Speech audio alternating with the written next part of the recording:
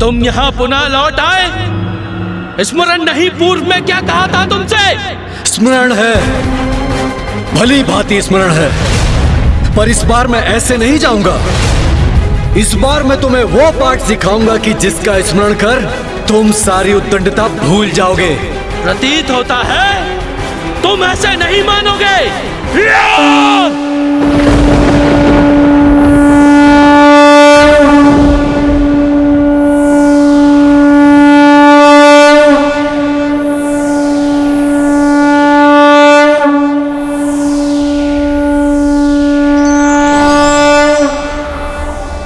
अकस्मात मेरे भीतर ऐसा क्या हुआ जिसके कारण मैं इतना तीव्र और आवेशित हो उठा?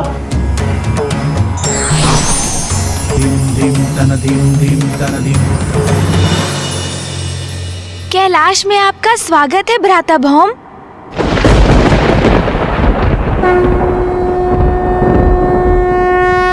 भ्राता भौम अर्थात ये महादेव के तृतीय पुत्र और गणेश जी के विशेष अतिथि हैं। मैं भौम महादेव पुत्र हूँ। कहाँ से कैसे कैसे बड़े बड़े भ्रम पाल कर यहाँ पहुँच जाते हैं मूर्ख अज्ञानी और कहते हैं महादेव पुत्र भौम है। जब पुनः आओगे तो अपना महत्व बढ़ाने के लिए शिव पुत्र हूँ ये मत कहना।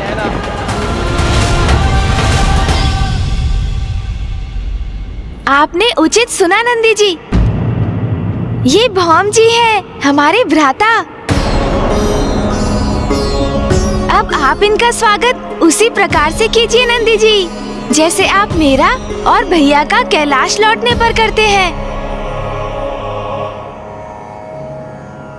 अज्ञानतावश पूर्व में हमने आपके साथ जो भी रूखा व्यवहार किया उसके लिए क्षमा प्रार्थी हैं।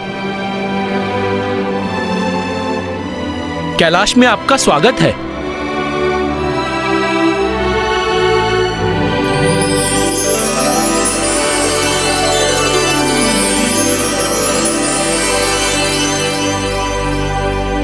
भ्राता भौम, अब माँ और पिताश्री से आपकी भेंट होगी। देखिएगा, आपको देखकर माँ अत्यंत आनंदित हो उठेंगी। मैं इस बात से बिल्कुल भी प्रसन्न नहीं हूँ नाथ। उमा, आप क्या कह रही हैं? ये मैं समझने में असमर्थ हूँ। गणेश और कार्तिकेय का एक और भ्राता आ रहा है आज, और कुछ ही समय में वो यहाँ पहुँचने भी वाला है।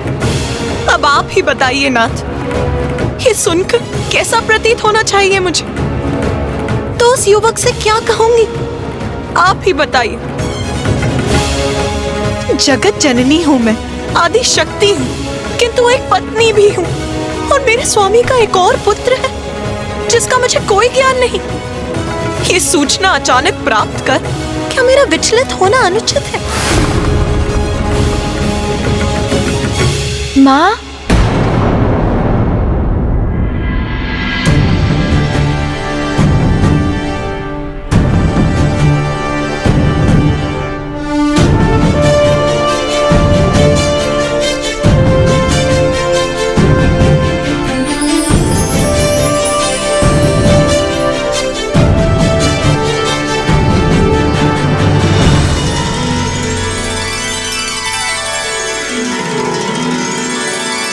कितना तेजस्वी है ये युवक, कितना गरिमामय व्यक्तित्व है इसका,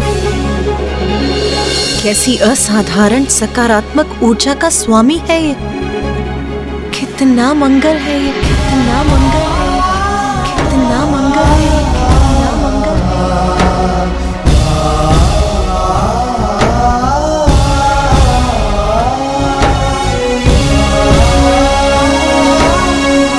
माँ, यही तो है भैया भौम। हाँ माँ, ये हमारे भ्राता है। माँ, ये क्या हो गया था मुझे? मैं ये कैसे भूल गई कि जगत जननी हूँ मैं, और इस नाते तो इस संसार के सभी प्राणी मेरी ही संतानें हैं। फिर मैं व्यर्थ में क्यों आंदोलित हो रही थी?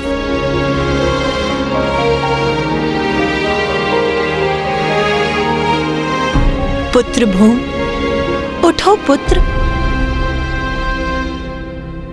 माता, महादेव, मैं भौम हूँ। भूमि नंदन। और महादेव, आप ही मेरे पिता हैं। आपके रोष से आपके मस्तक पर जो श्वेत बूंद उत्पन्न हुई थी, उसी से मेरा जन्म हुआ है।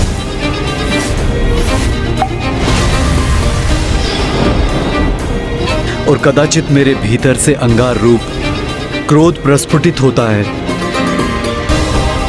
और इसीलिए मैं अंगारक के नाम से भी जाना जाता हूं।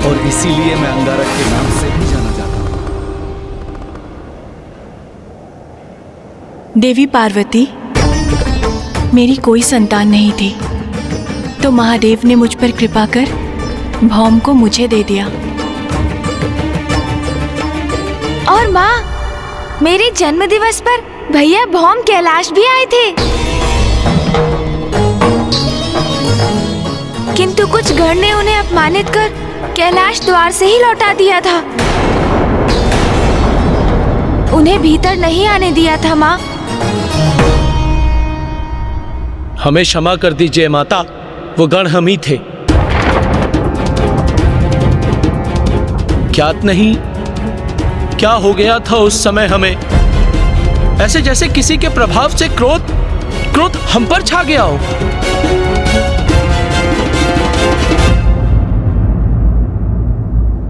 आप उचित कह रहे हैं नंदी जी, आपसे कोई भूल नहीं हुई। आपने वैसा व्यवहार मेरी उग्र ऊर्जा से प्रभावित होकर किया। माता, मुझे क्षमा कर दीजिए। मेरी उग्र ऊर्जा गणेश जी को भी प्रभावित करती रही।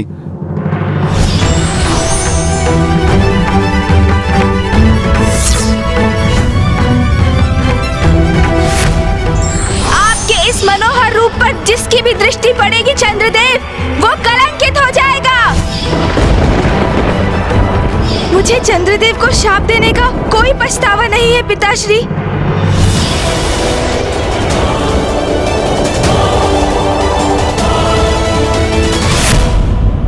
किंतु मेरा इसमें कोई दोष नहीं है। ये ऊर्जा तो स्वतः ही मेरे शरीर से उत्पन्न होती रहती है, और इसी ऊर्जा के कारण सदैव मेरी उपेक्षा होती है। उपेक्षा? और तुम्हारी? पुत्र, किसमें इतना साहस है कि वो तुम्हारी उपेक्षा करे? तुम्हें तो देखकर ही मेरे हृदय में सकारात्मक ऊर्जा का प्रवाह हुआ था, इसीलिए मैंने तुम्हें मंगल नाम से पुकारा। और आज से अभी से तुम सभी के द्वारा मंगल नाम से संबोधित किए जाओगे।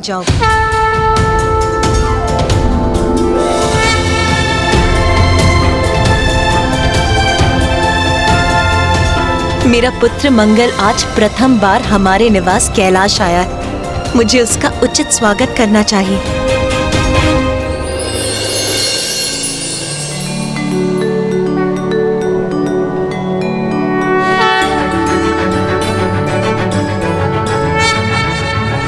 ओम धरणी गर्भ संभूतं विद्युत कांति समप्रभम् कुमारं शक्तिहस्तं च मंगलं प्रणमाम्यहम्। आयुष्मान भव पुत्र।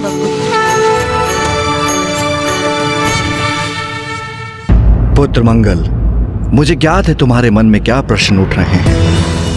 मुझे तुम्हारी तपस्या का पूर्व में आभास हो चुका था, और मैं तुम्हारे तप से अत्यंत प्रसन्न हूं।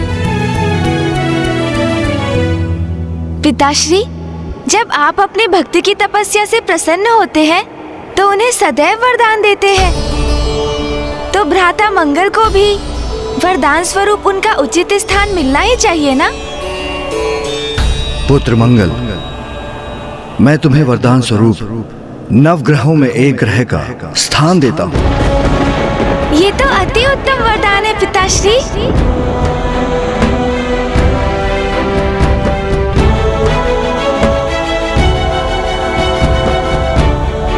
पुत्र मंगल, तुम चिंता मत करो, तुम्हारा स्थान तुम्हारी माँ के साथ ही होगा।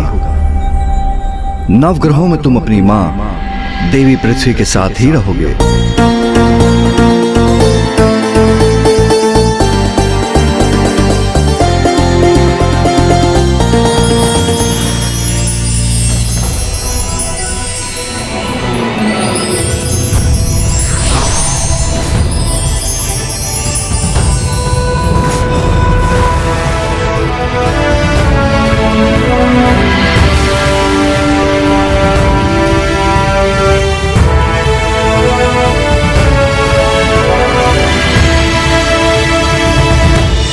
तुम स्वयं मंगल ग्रह के स्वामी बनकर वहां वास करोगे,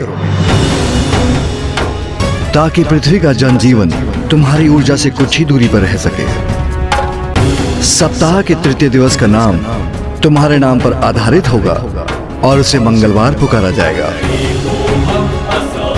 मंगल ग्रह प्राणियों के जीवन के पराक्रम, शारीरिक ऊर्जा, आत्मविश्वास, शक्ति, क्रोध, आवेश और वीरता शासित कार्यों का प्रतिनिधि करने वाला ग्रह होगा। बिना मंगल की शुभ दृष्टि के कोई भी प्रशासनिक अधिकारी, शासक अथवा वीर योद्धा नहीं बन सकेगा। तुम्हारा रत्न मूंगा होगा। प्रत्येक लाल वस्तु का संबंध तुमसे जुड़ा होगा और तुम्हारा वाहन भेड़ होगा।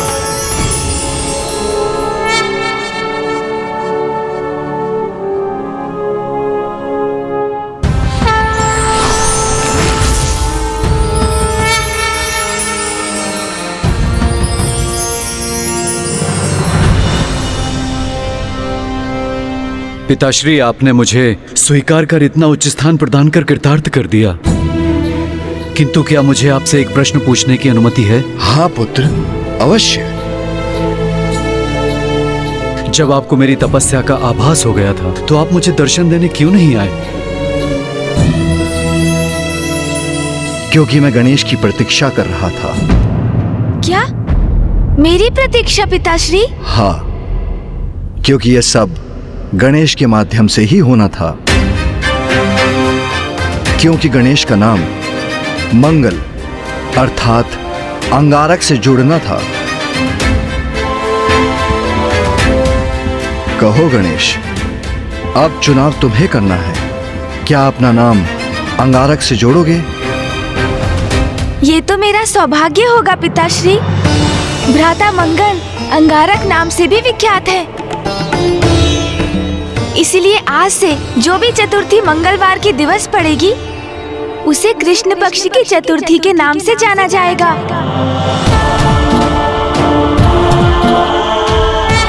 और अंगारक चतुर्थी का व्रत करने वाले को वर्ष भर की चतुर्थी का फल एक साथ प्राप्त होगा। भ्राता मंगल, आप भी मेरे ही समान एक योद्धा हैं, इसीलिए मैं भी आपको एक वरदान देता हूं। आज से आपका वार मेरा वार होगा। जो भी मंगलवार के दिवस मेरी पूजा करेगा, मैं यथाशीघ्र प्रसन्न होकर उसकी मनोकामनाएं पूर्ण करूंगा।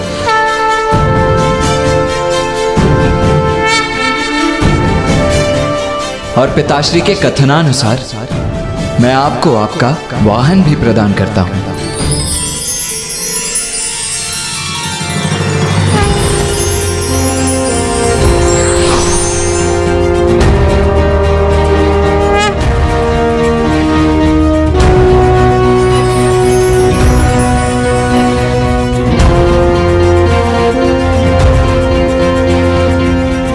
दीर्घ समय से अपने पिता का साथ पाने को आतुर था मैं, और आज ये मेरा परम सौभाग्य है कि न केवल मुझे अपने पिता का स्नेह आशीष प्राप्त हुआ, अपितु एक अत्यंत स्नेही परिवार भी मिला। और ये सब आपके कारण हुआ है गणेश जी। मैं आपसे इतनी ईर्ष्या करता था कि आपसे युद्ध करना चाहता था, किंतु आपने मुझे इतना सब प्रदान कर कृतार्थ कर दिया। भ्राता मंगल, जो भी होता है वो माँ और पिताश्री की इच्छा से ही होता है। समझिए, ये भी उन्हीं की ही लीला है। अब आप जाकर अपने दायित्व का कार्यभार संभालिए भ्राता।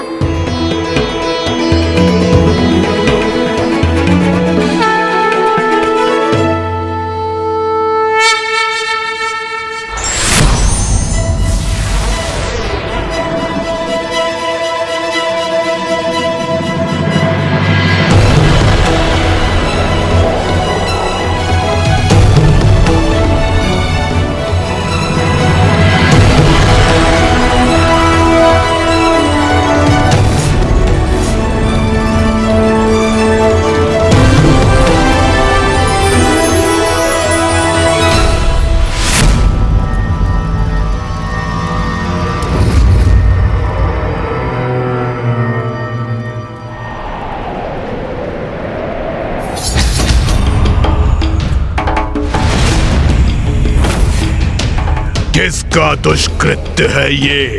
किसने किया है ये भयंकर अपराध? महाराज ज्ञानरी, ये गणेश ने किया है। महादेव पुत्र गणेश। गणेश गणेश गणेश गणेश गणेश गणेश।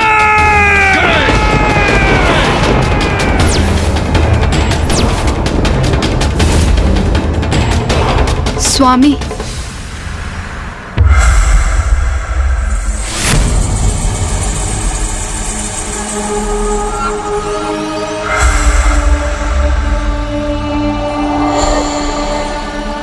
देखो दकिनी, कितनी निर्ममता से मेरे पिता का वध किया है उस गणेश ने। अब मैं उसे नहीं छोड़ूंगा जिसने मेरे पिता को मुझसे छीना है। तब उस गणेश को उसके पिता से छीनकर मैं उसे दूर कर दूंगा।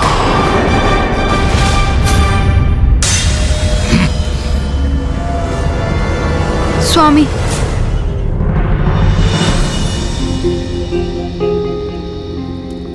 आपके पुत्र का जन्म होने वाला है। मैं चाहती हूँ कि तब तक आप मेरे साथ रहें। अपने पुत्र के जन्म के पश्चात आप अपना प्रतिशोध लेने अवश्य चले जाइएगा।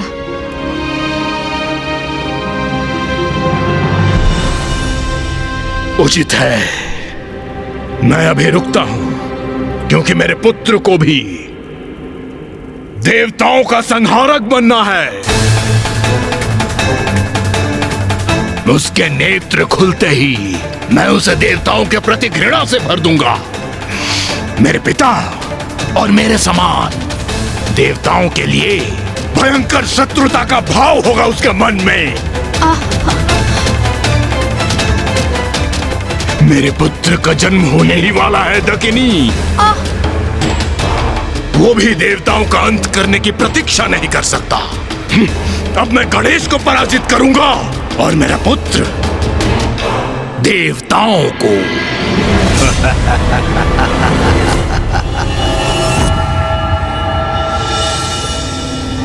अनुज गणेश, तुमने भ्राता मंगल के साथ सर्वथा उचित किया।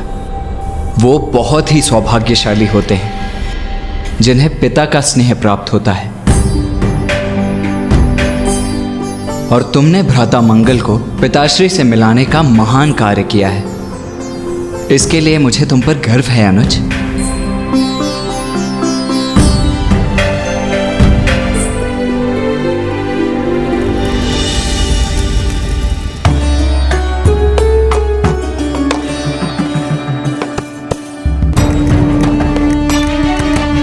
ये है मेरा पुत्र जो देवताओं का महाशत्रु बनेगा। अपने पुत्र को नाम दीजिए स्वामी। ये मेरा पुत्र है, दुर्बुद्धि पौत्र, जानरी का पुत्र, जो मेरी और मेरे परिवार की परंपरा का उत्तराधिकारी बनेगा, जो देवताओं के प्रति हमारी शत्रुता का उत्तराधिकारी बनेगा। ये मेरा पुत्र है, सुबोध सुबोध सुबोध सुबोध सुबोध। मेरी अनुपस्थिति में हमारे पुत्र की उचित देखरेख करना, क्योंकि अब मेरे प्रस्थान का समय आ गया है।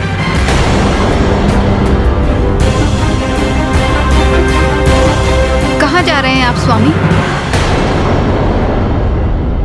अभी तो आपके पुत्र का जन्म हुआ है। दकिनी, मैंने तुम्हें वचन दिया था, अपने पुत्र के जन्म तक मैं यहां रुकूंगा, किंतु स्मरण रहे, मेरे पिता के प्रति मेरा ऋण तुम्हारे और पुत्र सुबोध के प्रति मेरे कर्तव्य से कहीं बढ़कर है। अब मैं जाकर उस गणेश से अपने पिता का प्रतिशोध लूंगा। अब मैं तभी लौटूंगा जब मैं उसका वध कर चुका होऊंगा। वो मेरे पिता का वधिक है। गणेश गणेश गणेश।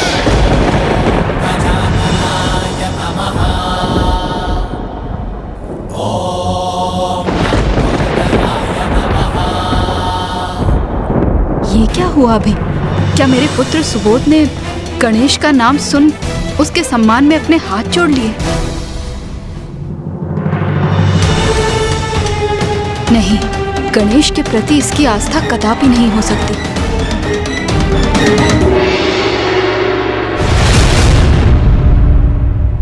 पुत्र गणेश, पुत्र मंगल को उसका उचित स्थान और अधिकार दिलाने में प्रमुख भूमिका निभाकर तुमने अत्यंत उत्तम कार्य किया है पुत्र। तुमने न केवल एक पुत्र को अपने पिता से मिलवाया, अपितु तुमने ये भी सुनिश्चित किया कि मंगल की ऊर्जा संसार के लिए हितकर होगी। हाँ माता, जब मेरी भी भ्राता मंगल से प्रथम भेंट हुई थी तो मुझे उनके क्रोध का आभास तो हुआ ही, किंतु उनके भीतर समाहित सकारात्मक ऊर्जा से भी मैं प्रभावित हुआ। हाँ माँ, और इससे अधिक आनंद की और क्या बात हो सकती है कि पिताश्री ने ब्रह्मांड में उन्हें उचित स्थान जो प्रदान किया है।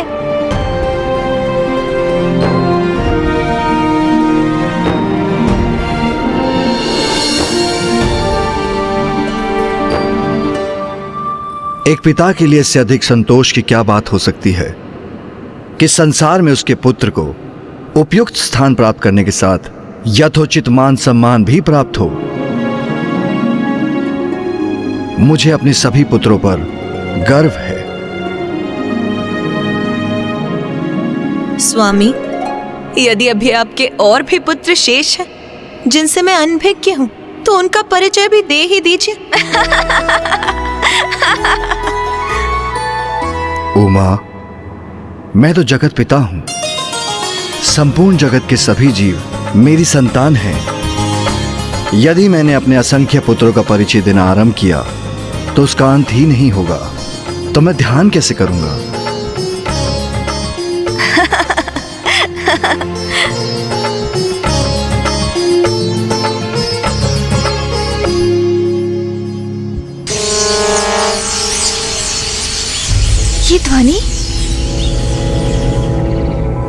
ये ध्वनि तो शुभ संकेत नहीं है।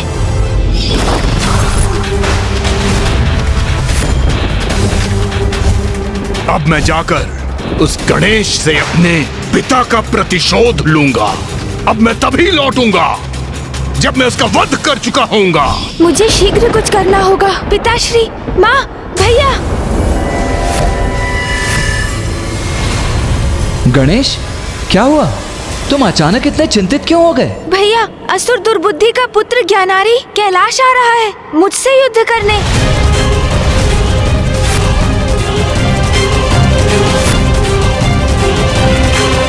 ये असुर कभी नहीं सुधरेंगे। आने दो उन्हें। इस संकट को उसके आरंभ से पूर्व ही समाप्त कर दूंगा मैं। नहीं भैया, रुक जाइए।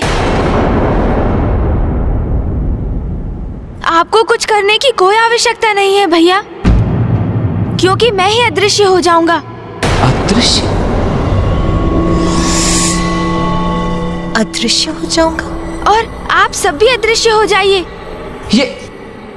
ये क्या कह रहे हो तुम गणेश? हम अदृश्य हो जाएं, उस असुर से छिप जाएं? तुम ऐसा सुझाव भी कैसे दे सकते हो गणेश? तुम प्रथम पूज्य हो गणेश, और मैं देव सेनापति। माँ आदि शक्ति हैं और पिताश्री स्वयं देवादिदेव महादेव। और तुम चाहते हो कि हम उस असुर से भयभीत होकर छिप जाएं? नहीं गणेश, नहीं। पुत्र कार्तिकेय, मैं तुमसे सहमत हूं, किंतु यदि गणेश हमें अदृश्य होने का सुझाव दे रहा है तो उसके पीछे उसकी अवश्य कोई लीला होगी। उसकी कुशाग्र बुद्धि से उत्पन्न उसकी कोई योजना होगी, क्योंकि पुत्र गणेश अधर्मियों से युद्ध करने से पीछे हटने वालों में से तो कदापि नहीं।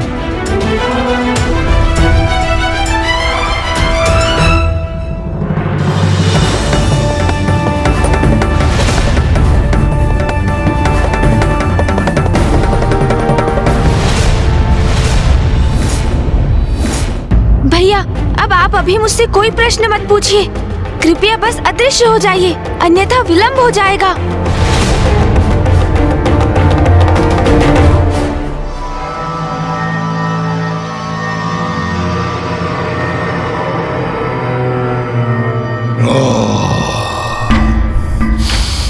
तो ये है गणेश का निवास स्थान। कहां हो गणेश? बाहर आओ।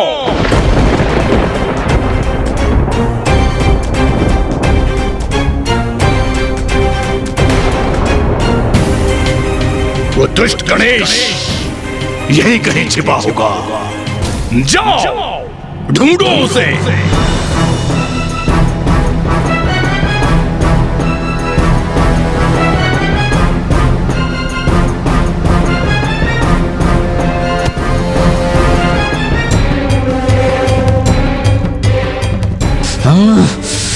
हम सभी अदृश्य तो हो गए हैं, किंतु यदि भैया का क्रोध जागृत हुआ तो ज्ञानारी का अंत तो होगा ही। उसके साथ साथ मेरी योजना भी विफल हो जाएगी।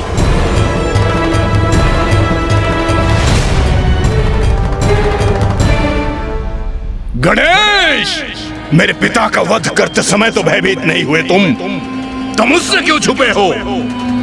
बाहर निकलो गणेश और सामना करो अपने काल का।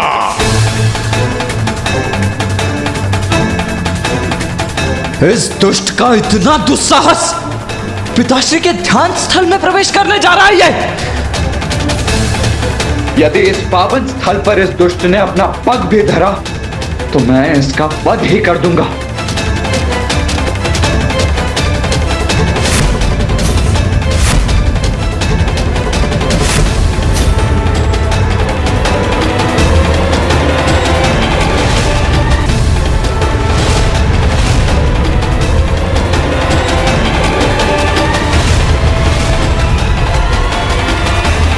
महाराज,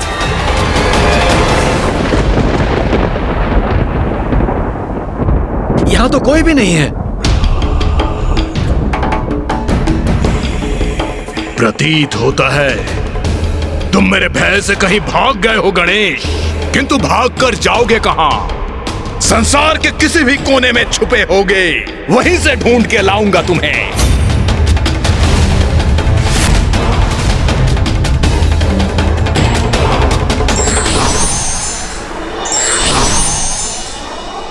माँ, पिताश्री, मेरा सुझाव स्वीकार कर अदृश्य होने के लिए आपको कोटि कोटि धन्यवाद।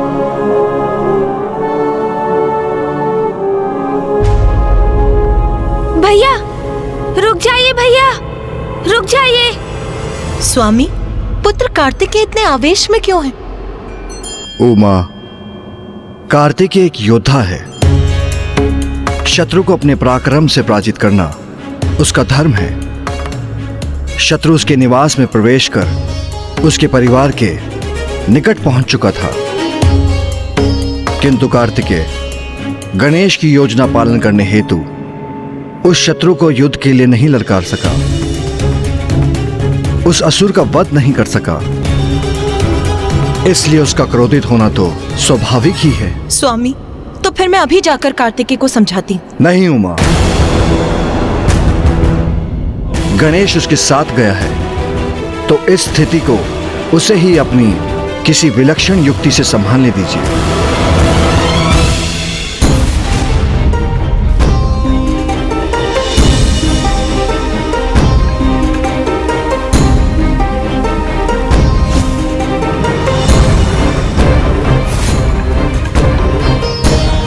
उस दुष्ट दंड ज्ञानारी का अंत करना ही सर्वथा उचित होता।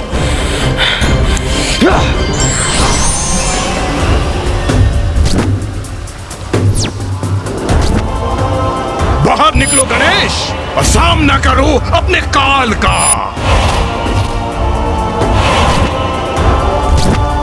वो दुष्ट गणेश यही कहीं छिपा होगा।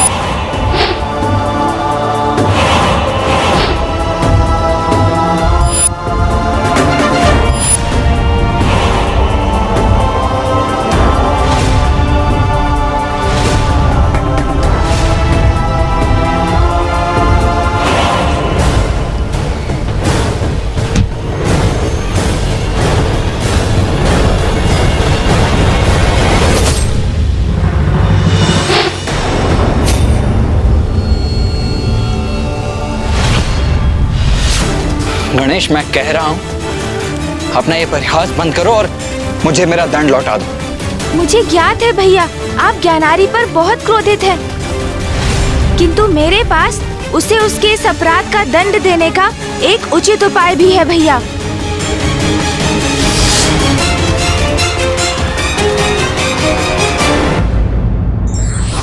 परिस्थिति और आने वाले संकट को समझकर युक्ति से सूझबूझ के साथ उसका सामना करे, वही बुद्धिमान कहलाता है।